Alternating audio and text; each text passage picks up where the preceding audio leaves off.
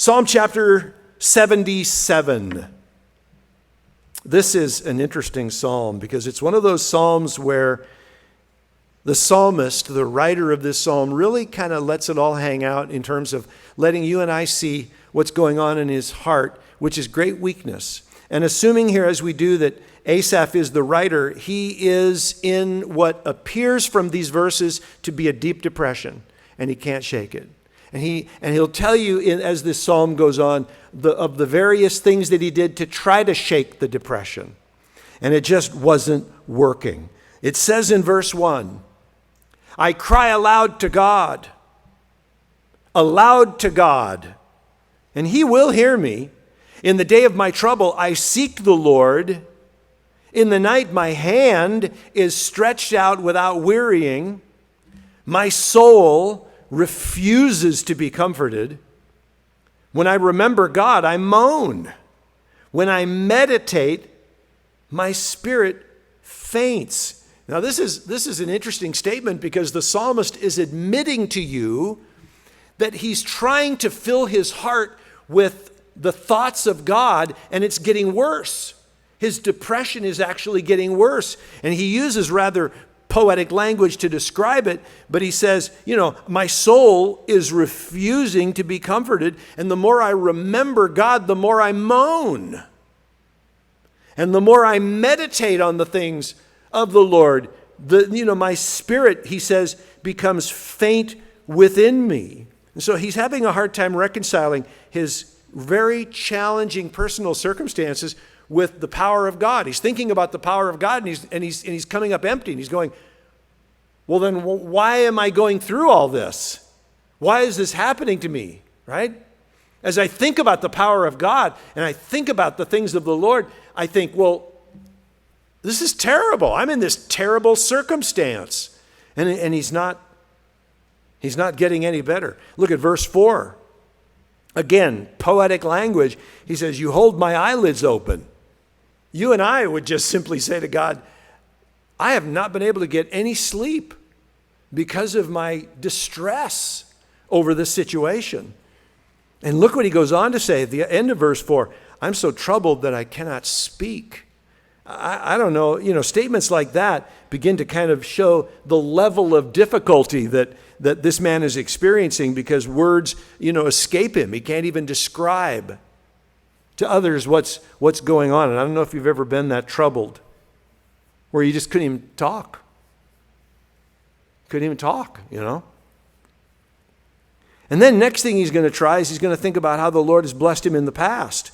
He says, I consider the days of old, the years long ago.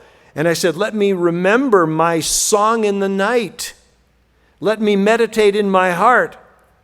And so he's thinking about the ways that the Lord, took care of him in the past, which, by the way, is actually a good thing. It's not helping this time.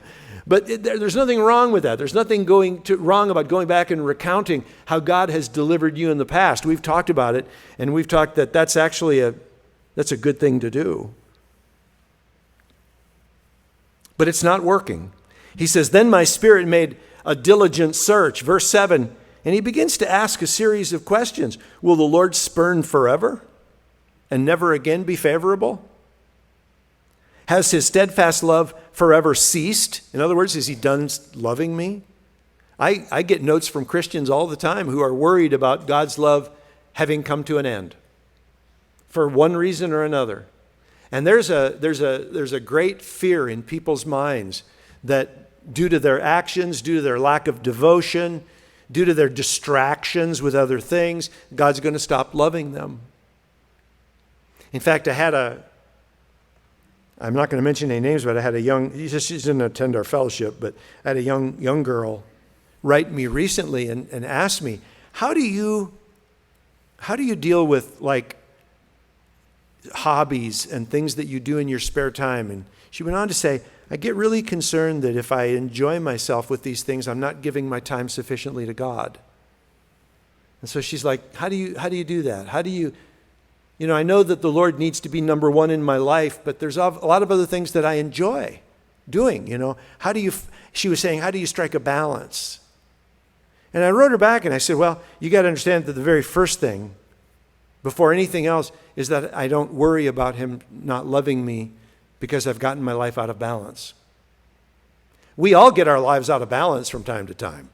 We all go through periods where, our attention to the Lord wanes to some degree, and, we're not in the Word like we used to. We're not spending time in prayer, perhaps as we did before, and we're fixated on maybe some other things, some things we're enjoying or things that are distracting us, from the Lord. It happens.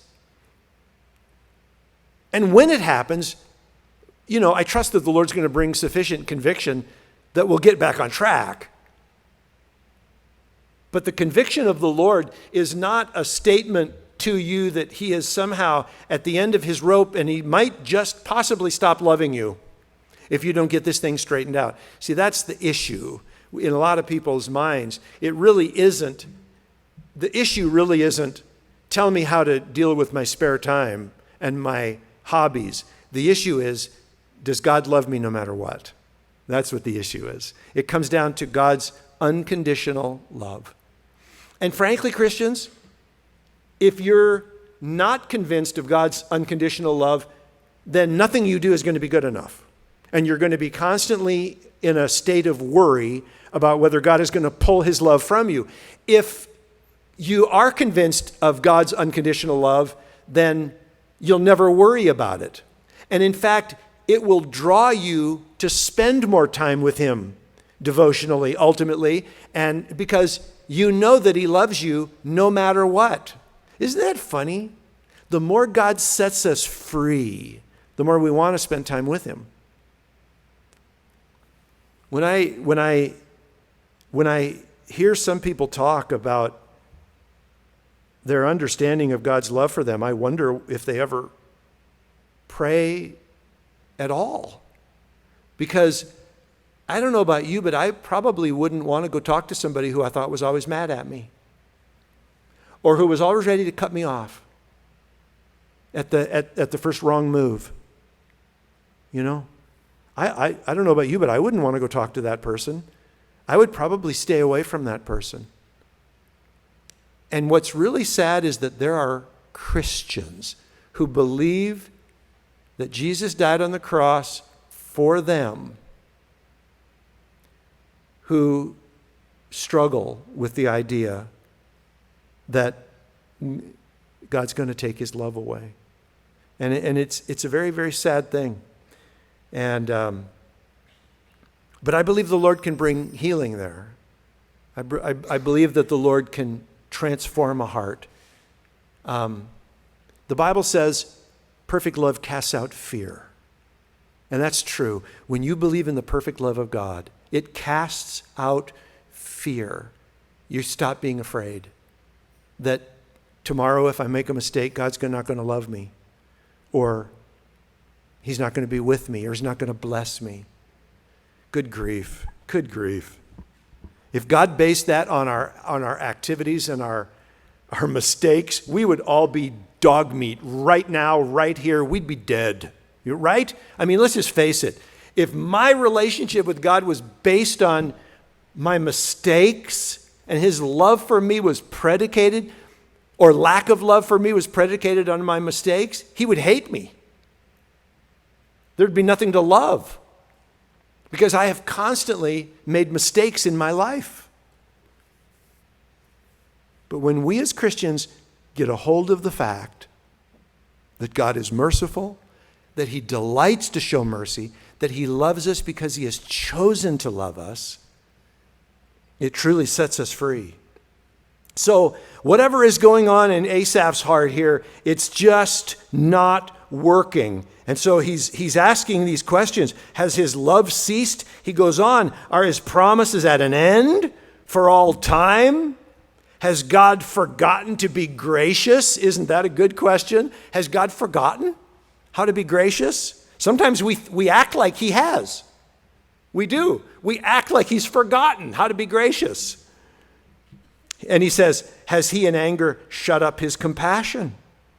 Is he so mad that he's no longer going to be compassionate when I mess up? So this is just really a strugglesome time for Asaph as he's telling us about this. But in verse 10, he begins to have a breakthrough. And I want you to see this. He says, "Then I said, I will appeal to this, to the years of the right hand of the Most High." Now stop there for just a moment. When Asaph refers to the years of the right hand is always power, okay? That's why Jesus is seated at the right hand, the throne of God. That's at the power, the place of power. The right hand always is a representation of power. So he is saying, I will remember the years of the power of the Most High. And he's going to begin to recount that for us. But when he talks about the years, he's talking about the past and how God has responded to his people throughout the past. And what has really grabbed a hold of Asaph at this point is what we call the immutability of God. And when we say immutability, it's just a long word that means he is unchanging. God doesn't change. He doesn't change his mind. He doesn't change his personality. He doesn't change his character. And the thing that Asaph is, as he's looking back upon the years of the Lord, he is reminding himself that God doesn't change. And so when he thinks about how God has been faithful in the past, he's going to begin to encourage himself in the answers to all of these questions that he has asked here, where he says, is God never again going to be favorable? Has he ceased having steadfast love for people? Are his promises all, did he basically say, all right, that's it? No more promises kept from here on out? Is he just got cranky? Because we went too far or something like that. And he says, has he forgotten to be gracious? Has he decided he's not going to be compassionate anymore? Here's all these questions. He says, I look back upon the years of God's power, and what do I see? Do I ever see a time when any of those things happened? No, I don't. As I look back upon the history of how God has dealt with our nation, I see nothing but God's faithfulness. I see the consistency of his character. I see his mercy played out over and over again. I see his grace played out over and over again. His love for his people, his forgiveness over and over again, and so forth. And so here's what he's going to do. Verse 11, he says, I will remember the deeds of the Lord. Yes, he says, I will remember your wonders, and some Bibles actually say miracles of old. I will ponder all your work and meditate on your mighty deeds. I'm going to look at these things because in this I see the character of God, and I see the unchanging character of God. And he says in verse 13, your way, O God, is holy. And what God is great like our God? You are the God who works wonders. You've made known your might among the peoples. You, with your arm, redeemed your people, the children of Jacob and Joseph. You redeemed us. What does the Bible say? While we were enemies, Christ died for us. We can say the same thing. We can say, when you start thinking, I haven't been really very good on my devotional life, and haven't, to be sure, if things have fallen off a little bit, then get back where you need to be. But the point is, don't start thinking that God's not going to love you or he's going to take his love from you or something like that. Because good grief, when you were his enemy, he died for you. Now you're his child. And yeah, you might be kind of a dweeby one from time to time. And you get weak and you get dumb and you do stupid things and you make mistakes. But you're still his child. Good grief, when you were his enemy, he died for you. You think he's going to kick you out now that you're his child and you're messing up? I mean, think about it. Think about it. How weird we are to think like that. certainly the enemy can be involved in that kind of stuff.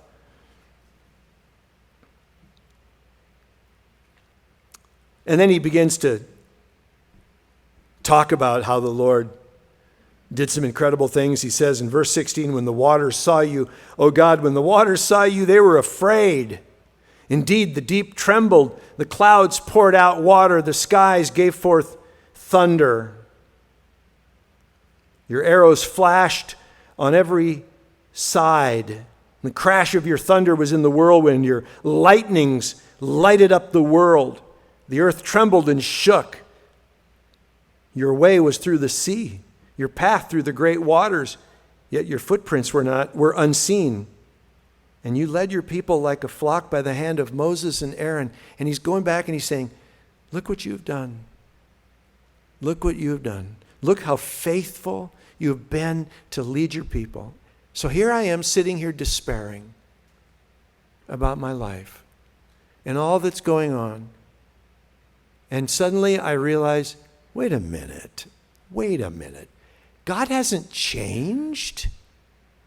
His love hasn't gone away. His mercy hasn't weakened. Or as the Bible even says, or as God says about himself, his arm is not too short to save.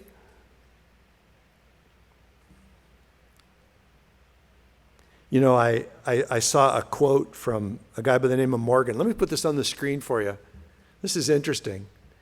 He said that the message of this psalm is that to brood on sorrow is to be broken and disheartened, while to see God is to sing on the darkest day.